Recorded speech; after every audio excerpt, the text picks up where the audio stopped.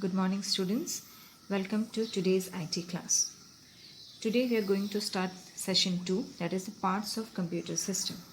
Last class we discussed about network, the different categories of network, that is LAN, MAN, WAN, and internet and intranet, the basic difference between internet and intranet. Now today we are going to learn about the different parts of computer system. Now we know that computers are used nowadays in every field. Not a single field in human life is left out with the touch of computer. But before we know how to work on computer, we should familiar with the different parts of the computer also. So we'll start with the input devices. Now if I'll ask you some examples of input device, you will tell me examples like mouse, then keyboard, then you can say microphone. These are all input devices. Then we can say scanner. These are input device.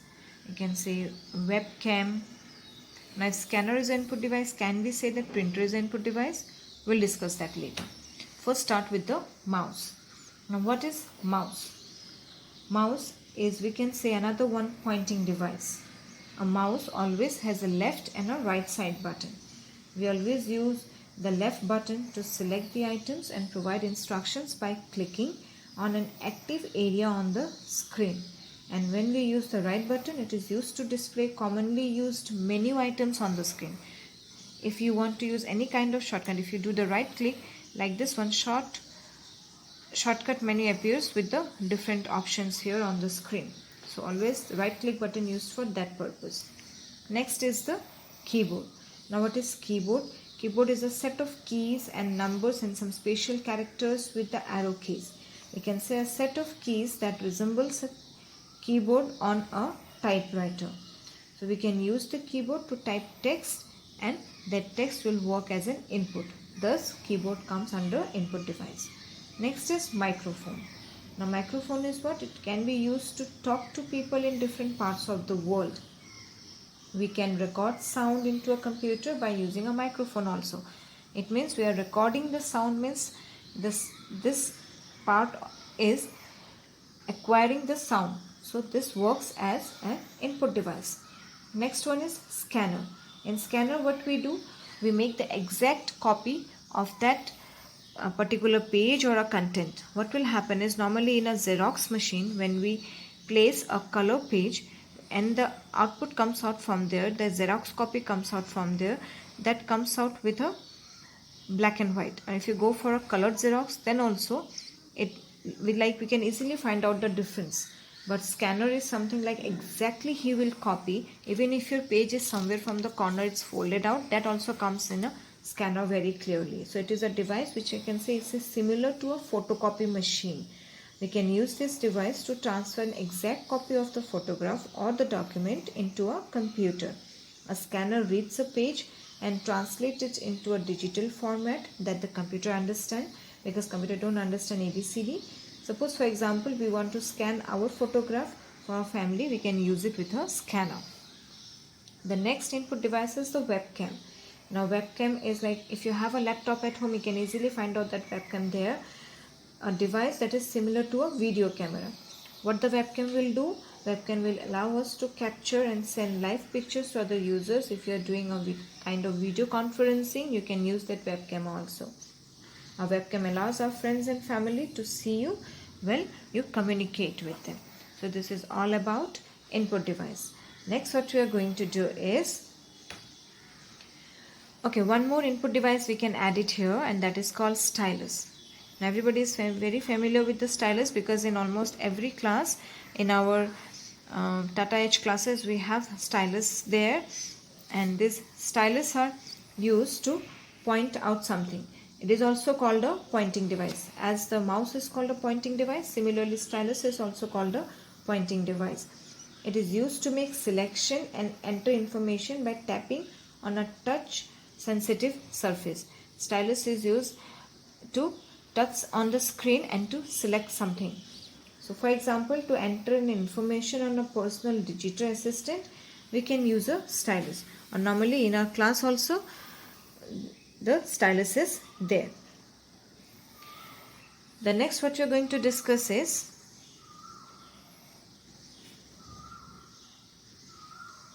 output devices. Now if I'll ask you to name some output device, how many output devices can you tell me? The first what comes to our mind is monitor. Next what comes to our mind is speaker. Next what comes to our mind is printer. Now let's discuss this. What is monitor? The device that is similar to a television. You can say the desktop. That is called the monitor. It is used to display information in the visual form, whether it can be a text or a graphics. It will display us. Next is speaker. Speaker is what? Speaker is another one kind of device that allow us to hear different sounds. Speaker may either be external or built in into the computer. And the third one is the printer. The printer is what? It is a device that is used to transfer whatever it is, the kind of data, whether it can be a text or an image, from a computer to a paper or to another one medium. So we can use a printer to create a paper copy of whatever we see on a monitor screen. Whatever displays in the monitor screen, that screen printout if you want, that exactly printout we can get it with the help of this output device.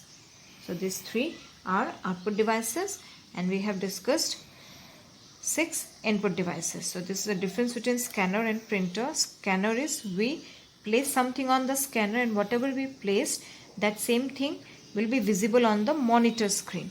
So this will not give us anything, this will take. So this is an input device.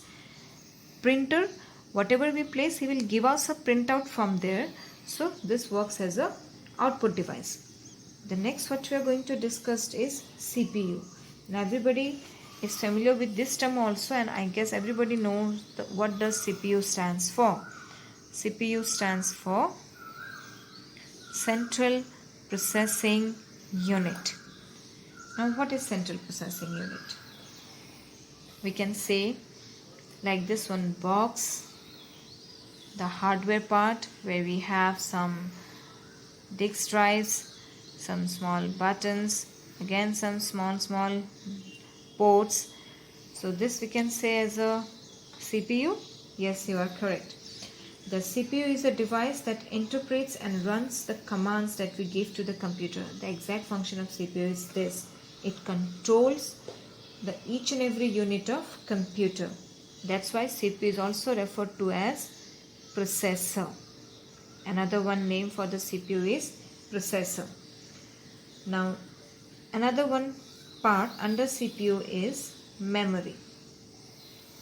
Because as we know, CPU is divided into 3 sections. And what are those 3 sections? ALU, CU and MU.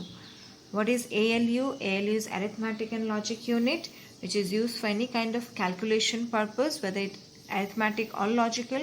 Next one is the control unit. What the CPU exactly do? He controls the different units of the computer, and under that the third one is called memory unit. Now this memory unit also divided into different types. Now you can say memory is what? Where information is stored and retrieved by the CPU. So there are 3 main types of memory. What are they? The first one is called RAM, and the next one is called ROM, and the third one is flash memory. Now first let's go through RAM and ROM. Now what is RAM and ROM? RAM stands for Random Access Memory, and ROM stands for Read Only Memory. Now random access memory, it means what? Random means on a everyday manner. Access means whatever data you are accessing, you are using it, that memory. Read only memory means you can only read the memory, you cannot do anything else. Suppose take a very simple example. If I ask you to take 2 blank papers like this, if I'll ask you 2 blank papers, and I ask in one paper you have to work something with pen, another one paper you have to work something with pencil. Now I ask you to draw a house, a very simple drawing, a house on both the paper, one paper with pen, another one paper with pencil. Now what we can do is, when I ask you to draw 2 similar houses on a two sheet of paper, but one with the pen and one with the pencil. And after that, if I ask you to wait, instead of using one window in the house, add another one window, add two more windows in that house. Now the sheet where you have drawn the picture with pen, can you do the changes? Can you rub this and can add two more windows here? Absolutely not. It will not look good. But where we are working with pencil, we can easily rub this part, this section, and can add how many numbers of windows the teacher asks. So whatever is done, it's once, cannot be edited. You can only see and can read. This goes to ROM. Now whatever is done and on everyday basis you can edit that goes to RAM. Whatever is done with the pencil, if today I ask you to do some changes here, you can do. Tomorrow if I'll again ask you to do some changes in this drawing, again you can do. Again after 1 month if I ask you to do some changes, you can do. So this goes to RAM and this will not go to RAM. This will go to ROM. Another one simple example is, suppose you are watching a movie with the help of like it is downloaded and you have that movie in your pen drive or maybe on a CD. If you are watching that and you don't like some of the particular dialogues or a particular song or something and you would like to change that, can we do that? No. So that goes to ROM. That is not RAM, because you cannot do any kind of editing on that particular section. That goes to ROM because you have no other choice. You have to just sit and watch the movie. So this is all about RAM and ROM. RAM is called as the main memory, and main memory means it will allow us to temporarily store commands and data. Unless and until we will not click the save button, it will not be permanently saved on the system. RAM is volatile, whereas ROM is non-volatile. Volatile means what? Volatile means it is available only when the computer is turned off. When a computer is switched off, it will be not saved. This is RAM. And ROM is, it is always saved. It is not volatile. It is a permanent memory. Now the next one, the third memory what we have is called flash memory. Flash memory is again a non-volatile memory. It is again a non-volatile memory that retains data even after a computer is turned off also. Unlike in ROM, we can erase or modify the stored information. It means it is a non-volatile memory similarly like ROM, but in ROM we cannot edit, but in flash we can edit after the system is turned. Like if today I have worked something and I saved, it will definitely go to non-volatile memory, but then also I can edit on that particular section or that particular information. The next part of the computer system is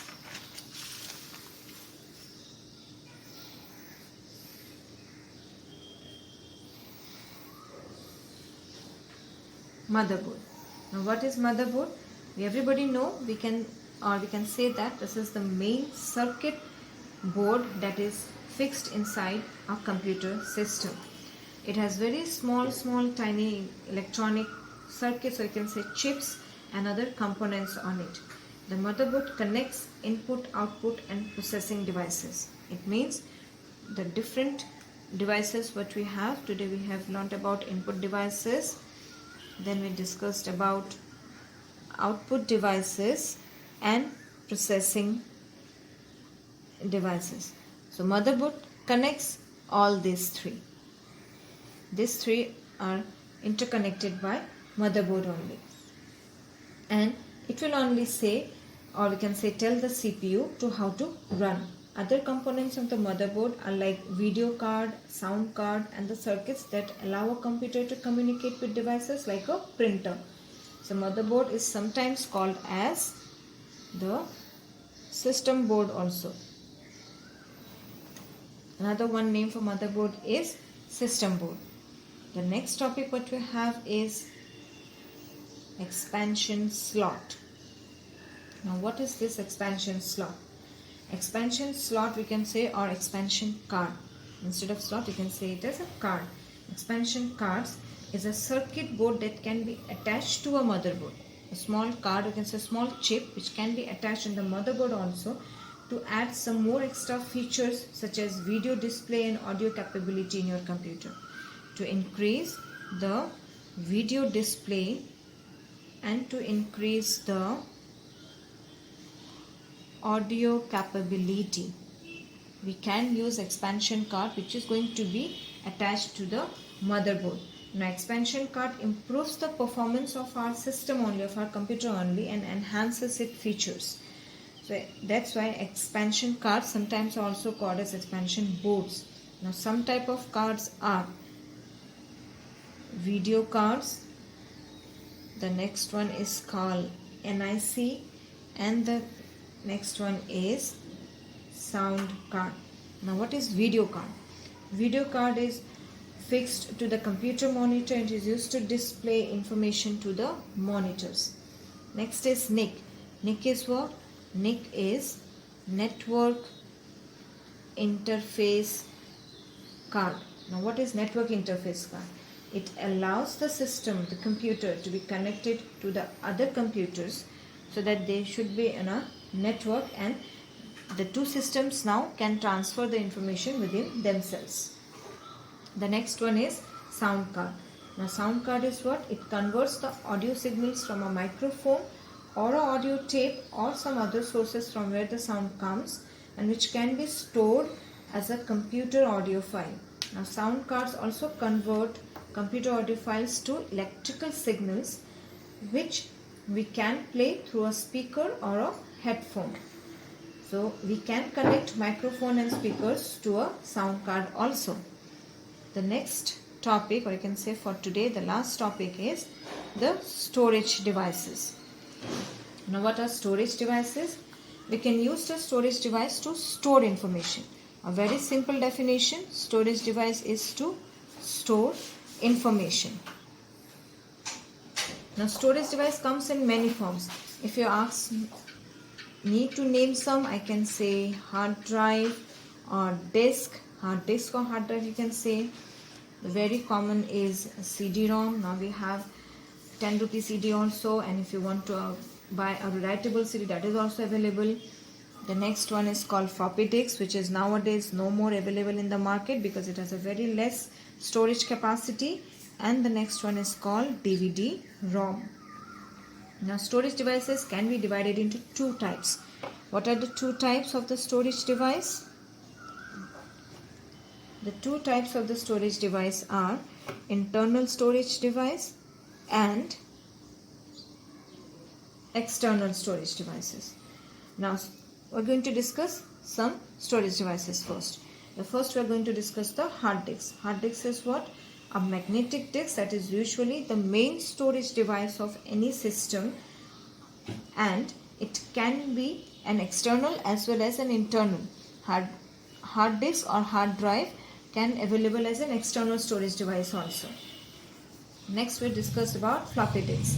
Floppy disk is what? It's a portable storage device that allows us to store a very small amount of data. It is something like this shape, and this is black in color, but nowadays it is not available in the market because it has very less storage capacity. Next is we have CD-ROM. CD-ROM is a portable storage medium that allows us to store 400 times more data than a floppy disk. That's why this has a very big disadvantage in comparison to CD-ROM. And it is less prone to damage than a floppy disk, because floppy disks can be easily damaged by heat or dust or magnetic fields, but floppy disk is not. In this case, it is not so. The next we have is DVD-ROM. DVD-ROM is what? It's a portable storage medium that is similar to CD-ROM. However, it can store much larger amount in comparison to CD-ROM. Storage capacity of DVD is much more than a CD. And DVD are mostly used to store movies and big long videos. So today we'll wind up the session here itself. Please go through the notes and the video carefully and try to answer the questions based on this. If you have any doubt, please feel free to ask me. Thank you everyone.